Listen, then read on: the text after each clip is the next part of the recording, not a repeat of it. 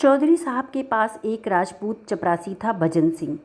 पूरे 6 फुट का जवान था, चौड़ा सीना, बाने का लठैत और सैकड़ों के बीच से मारकर निकल आने वाला।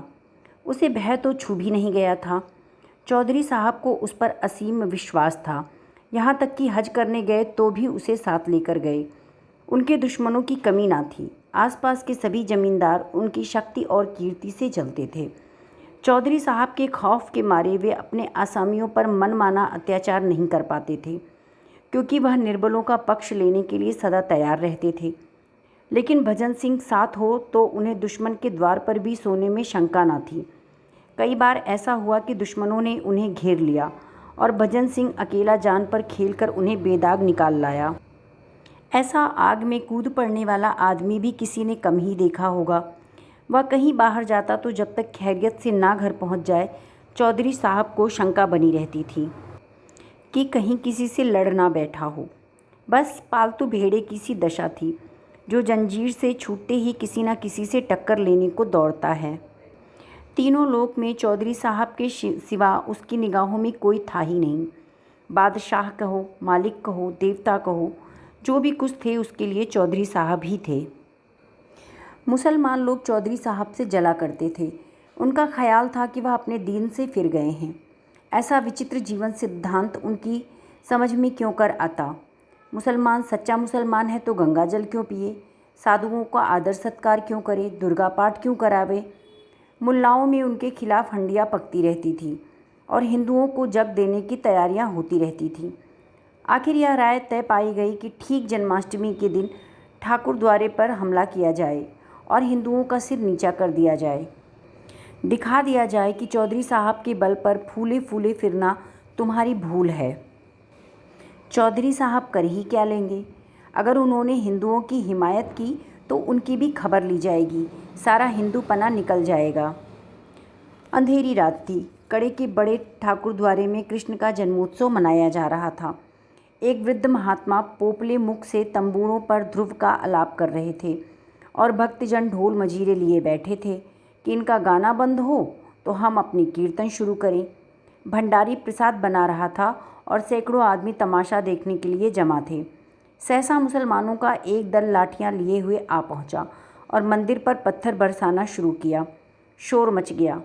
पत्थर कहाँ से आते हैं, पत्थर कहाँ से आते हैं, पता नहीं कौन पत्थर फेंक रहा है। कुछ लोग मंदिर के बाहर निकलकर देखने लगे। मुसलमान लोग तो घात में बैठे ही थे। लाठियां जमानी शुरू की। हिंदुओं के हाथ में उस समय ढोल मंजीरे के सिवा और क्या ही था। कोई मंदिर में आ छिपा, कोई दूसरी तरफ भागा। चारों तरफ शोर मच गया। चौधरी साहब को भी खबर हुई। भजन सिंह से बोले, ठाकुर देखो तो क्या शोरगुल है। जाकर बदमाशों को समझा दो और ना माने तो 2-4 हाथ चला भी देना, मगर खून खच्चर ना होने पावे। ठाकुर यह शोरगुल सुनकर दांत पीस रहे थे, दिल पर पत्थर की सिल रखे बैठे थे। यह आदेश सुना तो मुंह मांगी मुराद पाई। शत्रुभंजन डंडा कांधे पर रखा और लपके हुए मंदिर पहुँचे। वहाँ मुसलमानों ने घोर उपद्रव मचा रखा था। कई आदमियों का पीछा करते हुए मंदिर में घुस गए थे और शीशे का सामान तोड़ फोड़ रहे थे। ठाकुर की आंखों में खून उतर आया, सिर पर खून सवार हो गया। ललकारते हुए मंदिर में घुस गया और बदमाशों को पीटना शुरू किया। एक तरफ तो वह अकेला और दूसरी तरफ 50 आदमी। लेकिन वाह रे शेर, अकेले सबके छक्के छुड़ा दिए। कई आदमियों को मार गिराया। गुस्से में उसे इस वक्त कुछ ना सूझता था। किसी के मरने जीने की भी परवाह ना थी। मालूम नहीं उसमें इतनी शक्ति कहाँ से आ गई थी। उसे ऐसा जान पड़ता था कि कोई दैवी शक्ति मेरी मदद कर रही है। कृष्ण भगवान स्वयं उसकी रक्षा करते हुए मालूम होते थे। धर्म संग्राम में मनुष्यों से अलौकिक काम हो जाते हैं। उधर ठाकुर के चले जाने के बाद चौधरी साहब को भय हुआ कि कहीं ठाकुर किसी का खून ना कर डाले। उसके पीछे खुद भी मंदिर में आ पहुँचे। देखा तो कोहराम मचा है। कोई हाय हाय कर रहा है, कोई कराह रहा है। बदमाश लोग अपनी जान ले लेकर बेतहाशा भागे जा रहे हैं। ठाकुर को पुकारना ही चाहते थे कि सहसा एक आदमी भागा आया और उनके सामने आता आता ज़मीन पर गिर पड़ा। चौधरी साहब ने उसे पहचान लिया और दुनिया आंखों में अंधेरी हो गई। यह उनका इकलौता दामाद और उनकी जायदाद का वारिस शाहिद हुसैन था। चौधरी ने दौड़कर शाहिद को संभाला और जोर से बोला, ठाकुर इधर आओ। लालटेन लालटेन, आह यह तो मेरा शाहिद है। ठाकुर के हाथ पांव फूल गए। लालटेन लेकर बाहर निकले। शाहिद हुसैन ही थे। उनका सिर फट गया था और रक्त उछलता हुआ निकल रहा था। चौधरी ने सिर पीटते हुए कहा, ठाकुर तूने तो मेरा चिराग ही गुल कर दिया। ठाकुर ने थरथर कांपते हुए कहा, मालिक भगवान जानते हैं मैंने पहचाना नहीं। चौधरी, नहीं, मैं तुम्हारे ऊपर इल्ज़ाम नहीं रखता। भगवान के मंदिर में किसी को घुसने का अख्तियार नहीं है। अफसोस यही है कि ख़ानदान का निशान मिट गया, और वो भी तुम्हारे हाथों। तुमने मेरे लिए हमेशा अपनी जान हथेली पर रखी और खुदा ने तुम्हारे ही हाथों मेरा सत्यानाश करा दिया। चौधरी साहब रोते जाते थे और ये बातें कहते जाते थे। ठाकुर ग्लानि और पश्चाताप से गड़ा जाता था। अगर उसका अपना लड़का मारा गया होता तो उसे इतना दुख ना होता।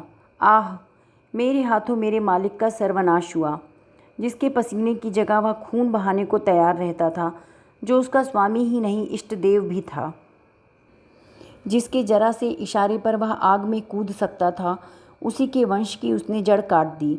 वह उसकी आस्तीन का सांप निकला। रूंधे हुए कंठ से बोला, सरकार मुझसे बढ़कर अभागा और कौन होगा। मेरे मुंह में कालिख लग गई। यह कहते कहते ठाकुर ने कमर से छुरा निकाल लिया था।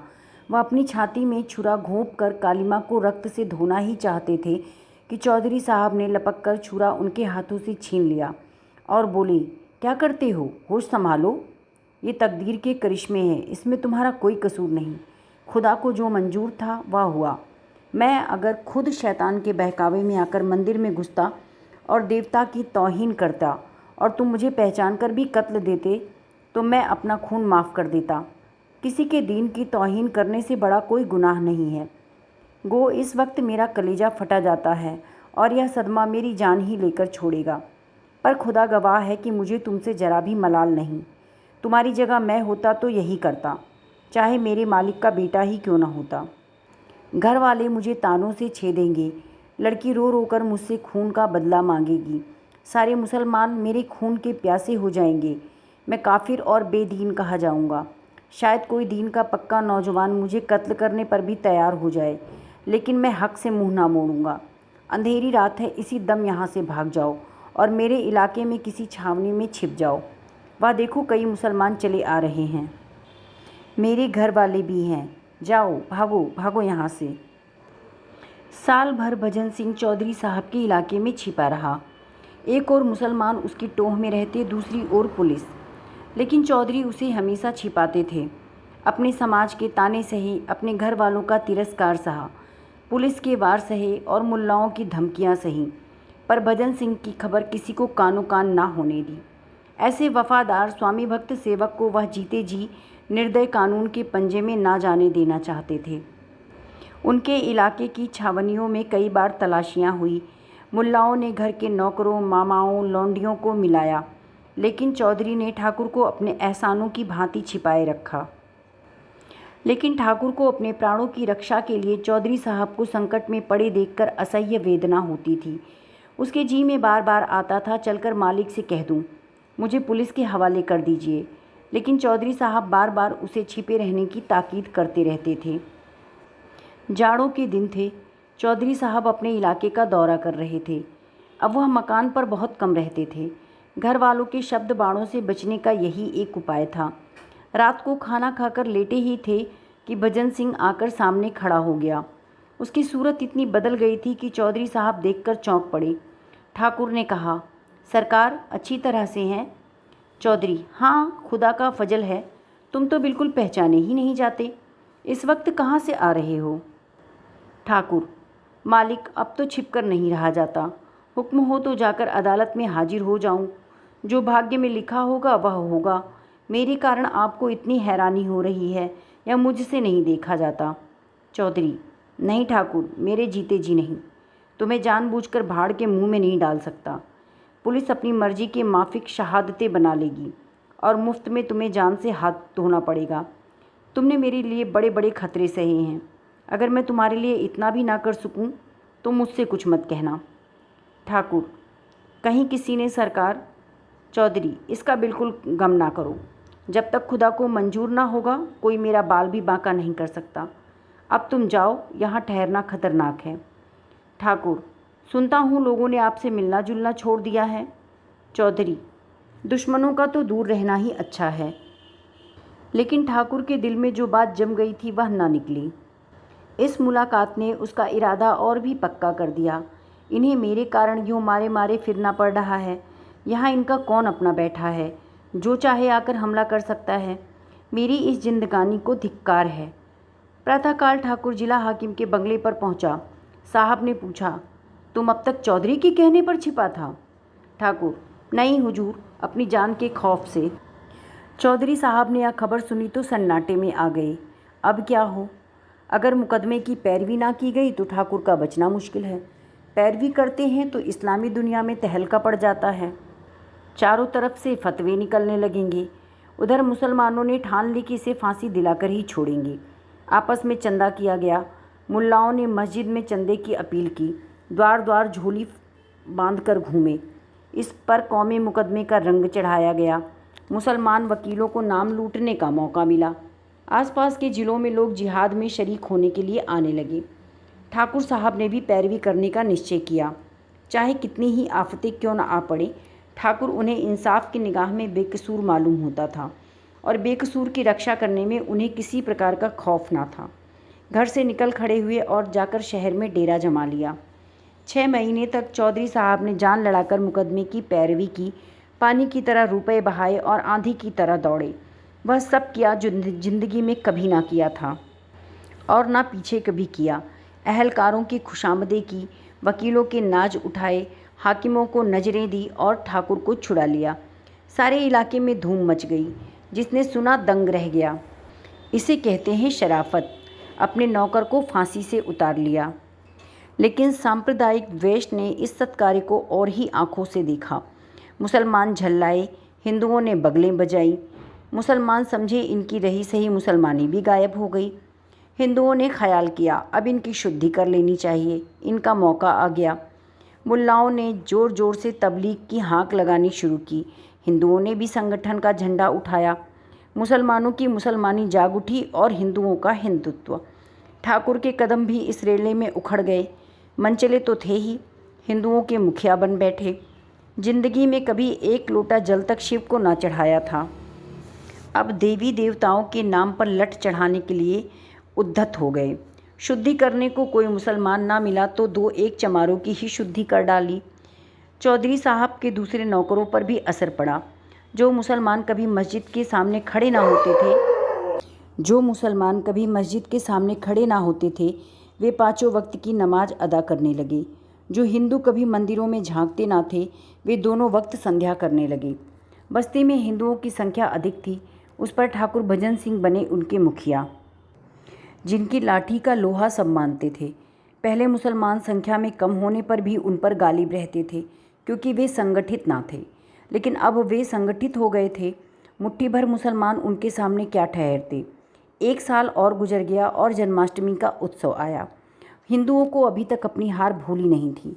गुप्त रूप से बराबर तैयारियां होती रहती थीं। आज प्रातःकाल से ही भक्त लोग मंदिर में जमा होने लगे। सबके हाथों में लाठियां थीं। कितने ही आदमियों ने कमर में छुरे छिपा लिए थे। छेड़कर लड़ने की राय पक्की हो गई थी। पहले कभी इस उत्सव में जुलूस ना निकला था। आज धूमधाम से जुलूस भी निकलने की ठहरी।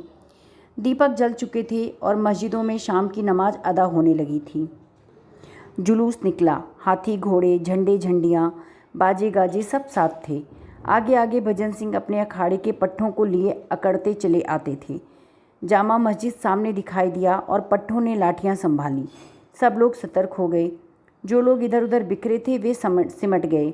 आपस में कुछ कानाफूसी हुई। बाजे और ज़ोर से बजने लगे। जय जयकार की ध्वनि और ज़ोर से उठने लगी। जुलूस मस्जिद के सामने आ पहुंचा। सहसा एक मुसलमान ने मस्जिद से निकलकर कहा, नमाज का वक्त है, बाजे बंद कर दो। भजन सिंह, बाजे ना बंद होंगे। मुसलमान, बंद तो करने पड़ेंगे। भजन सिंह, तुम अपनी नमाज क्यों नहीं बंद कर देते? मुसलमान, चौधरी के बल पर मत फूलना, अब की होश ठंडे हो जाएंगे। भजन सिंह, चौधरी के बल पर तुम फूलो, यहाँ अपने ही बल का भरोसा है। यह धर्म का मामला है। इतने में कुछ और मुसलमान निकल आए और बाजा बंद करने का आग्रह करने लगे और ज़ोर से बाजे बजने लगे। बात बढ़ गई। एक मौलवी ने भजन सिंह को काफिर कह दिया। ठाकुर ने उसकी दाढ़ी पकड़ ली। फिर क्या था, सूरमा लोग निकल पड़े और मारपीट शुरू हो गई। ठाकुर हल्ला मार कर मस्जिद में घुस गए और मस्जिद के अंदर मारपीट शुरू हो गई। यह कहा नहीं जा सकता कि किसके हाथ मैदान रहा। ठाकुर कहते थे हमने खदेड़ खदेड़ मारा, हिंदू कहते थे हमने खदेड़ खदेड़ मारा, और मुसलमान कहते थे कि हमने वह मार मारी कि फिर सामने नहीं आएंगे। पर इन विवादों के बीच में एक बात सब मानते थे और वह थी ठाकुर भजन सिंह की अलौकिक वीरता। मुसलमानों का कहना था कि ठाकुर ना होता तो हम किसी को जिंदा ना छोड़ते। हिंदू कहते थे ठाकुर सचमुच महावीर का अवतार है। इसकी लाठियों ने उन सबों के छक्के छुड़ा दिए। उत्सव समाप्त हो चुका था। चौधरी साहब दीवान खाने में बैठे हुए हुक्का पी रहे थे। उनका मुंह लाल था, त्योरियां चढ़ी हुई थीं और आंखों से चिंगारियां सी निकल रही थीं। खुदा का घर नापाक किया गया, यह ख्याल रह रहकर उनके कलेजे को मसऊसता था। खुदा का घर नापाक किया गया। जालिमों को लड़ने के लिए क्या नीचे मैदान में जगह ना थी? खुदा के पाक घर में यह खून खच्चर, मस्जिद की यह बेइज्जती। मंदिर भी खुदा का घर है और मस्जिद भी। मुसलमान किसी मंदिर को नापाक करने के लिए सज़ा के लायक है, तो क्या हिंदू मस्जिद को नापाक करने के लिए उसी सज़ा के लायक नहीं? और यह हरकत ठाकुर ने की। इसी कसूर के लिए तो उसने मेरे दामाद को कत्ल किया। मुझे मालूम होता कि उसके हाथों ऐसा होगा तो उसे फांसी पर चढ़ने देता। क्यों उसके लिए इतना हैरान, इतना बदनाम और जेरबार होता? ठाकुर मेरा वफादार नौकर है। उसने बारहा मेरी जान बचाई है। मेरे पसीने की जगह खून बहाने को तैयार रहता है। लेकिन आज इसने खुदा के घर को नापाक किया है और इसकी सज़ा मिलनी चाहिए। लेकिन इसकी सज़ा क्या है? जहन्नुम। जहन्नुम की आग के सिवा इसकी कोई सज़ा नहीं। जिसने खुदा के घर को नापाक किया, जिसने खुदा की तौहीन की। खुदा की तौहीन? सहसा ठाकुर भजन सिंह आकर खड़े हो गए। चौधरी साहब ने ठाकुर को क्रोधोन्मत्त आंखों से देखकर कहा, तुम मस्जिद में घुसे थे? भजन सिंह, सरकार, मौलवी लोग हम लोगों पर टूट पड़े थे। चौधरी, मेरी बात का जवाब दो जी, तुम मस्जिद में घुसे थे? भजन सिंह, जब उन लोगों ने मस्जिद के भीतर से हमारे ऊपर पत्थर फेंकना शुरू किया, तब हम लोग उनको पकड़ने के लिए मस्जिद में घुस गए। चौधरी, जानते हो मस्जिद खुदा का घर है? भजन सिंह, जानता हूँ हुजूर, क्या इतना भी नहीं जानता? चौधरी, मस्जिद खुदा का वैसा ही पाक घर है जैसे मंदिर। भजन सिंह ने इसका कोई जवाब ना दिया। चौधरी, अगर कोई मुसलमान मंदिर को नापाक करने के लिए गर्दन जदनी है, तो हिंदू भी मस्जिद को नापाक करने के लिए गर्दन जदनी है। भजन सिंह इसका कुछ भी जवाब ना दे सका। उसने चौधरी साहब को कभी इतने गुस्से में ना देखा था। चौधरी, तुमने मेरे दामाद को कत्ल किया और मैंने तुम्हारी पैरवी की। जानते हो क्यों? इसलिए कि मैं अपने दामाद को उस सज़ा के लायक समझता था जो तुमने उसे दी। अगर तुमने मेरे बेटे को या मुझी को उस कसूर के लिए मार डाला होता तो मैं तुमसे खून का बदला ना मांगता। वही कसूर आज तुमने किया है। अगर किसी मुसलमान ने मस्जिद में तुम्हें जहन्नुम में पहुंचा दिया होता तो मुझे सच्ची खुशी होती, लेकिन तुम बेहयाओं की तरह वहां से बचकर निकल आए। क्या तुम समझते हो कि खुदा तुम्हें इस फेल की सज़ा ना देगा? खुदा का हुक्म है कि जो उसकी तौहीन करे उसकी गर्दन मार देनी चाहिए। यह हर एक मुसलमान का फ़र्ज है। चोर अगर सज़ा ना पावे तो क्या वह चोर नहीं है? तुम मानते हो कि नहीं तुमने खुदा की तौहीन की? ठाकुर इस अपराध से इनकार ना कर सके। चौधरी साहब के सत्संग ने हठधर्मी को दूर कर दिया था। बोले, हाँ साहब, यह कसूर तो हो गया। चौधरी, इसकी जो सज़ा तुम दे चुके हो वह सज़ा खुद लेने के लिए तैयार हो? ठाकुर, मैंने जानबूझकर तो दूल्हा मियाँ को नहीं मारा था। चौधरी, तुमने ना मारा होता तो मैं अपने हाथों से मारता, समझ गए? अब मैं तुमसे खुदा की तौहीन का बदला लूँगा। बोलो, मेरे हाथों सज़ा चाहते हो या अदालत के हाथों? अदालत से कुछ दिनों के लिए सज़ा पा जाओगे, लेकिन मैं कत्ल करूँगा। तुम मेरे दोस्त हो, मुझे तुमसे मुतलक कीना नहीं है। मेरे दिल को कितना रंज है यह खुदा के सिवा और कोई नहीं जान सकता, लेकिन मैं तुम्हें कत्ल करूँगा। मेरे दीन का यह हुक्म है। यह कहते हुए चौधरी साहब तलवार लेकर ठाकुर के सामने खड़े हो गए। विचित्र दृश्य था। एक बूढ़ा आदमी, सिर के बाल पके, कमर झुकी, तलवार लिए एक देव के सामने खड़ा था। ठाकुर लाठी के एक ही वार से उनका काम तमाम कर सकता था, लेकिन उसने सिर झुका दिया। चौधरी साहब के प्रति उसका रोम रोम श्रद्धा से भरा था। चौधरी साहब अपने दीन के इतने पक्के हैं, इसकी उसने कभी कल्पना तक ना की थी। उसे शायद धोखा हो गया था कि यह दिल से हिंदू है। जिस स्वामी ने उसे फांसी से उतार लिया, उसके प्रति हिंसा या प्रतिकार का भाव उसके मन में क्यों कर आता? वह दिलेर था और दिलेरों की भांति निष्कपट था। उसे इस समय क्रोध ना था, पश्चाताप था। दीन कहता था मारो, सज्जनता कहती थी छोड़ो। दीन और धर्म में संघर्ष हो रहा था। ठाकुर ने चौधरी का असमंजस देखा। गदगद कंठ से बोला, मालिक, आपकी दया मुझ पर हाथ ना उठाने देगी। अपने पाले हुए सेवक को आप नहीं मार सकते, लेकिन यह सिर आपका है। आपने इसे बचाया था, आप इसे ले सकते हैं। यह मेरे पास आपकी अमानत थी। यह अमानत आपको मिल जाएगी। सवेरे मेरे घर से किसी को भेजकर मंगवा लीजिएगा। यहाँ दूंगा तो उपद्रव खड़ा हो जाएगा। घर पर कौन जाएगा, किसने मारा, जो भूल चूक हुई क्षमा कीजिए। यह कहता हुआ ठाकुर वहाँ से चला गया। यह कहानी आप सबको कैसी लगी कमेंट करके अवश्य बताइएगा। और मेरे चैनल में लगभग 99% लोग जिसको सुनते हैं, लेकिन सब्सक्राइब उन्होंने नहीं किया है। मेरी आप लोगों से रिक्वेस्ट है कि मेरे चैनल को सब्सक्राइब अवश्य कर दें, जिससे आप लोगों को समय समय पर मेरी कहानियाँ मिल जाएं। धन्यवाद।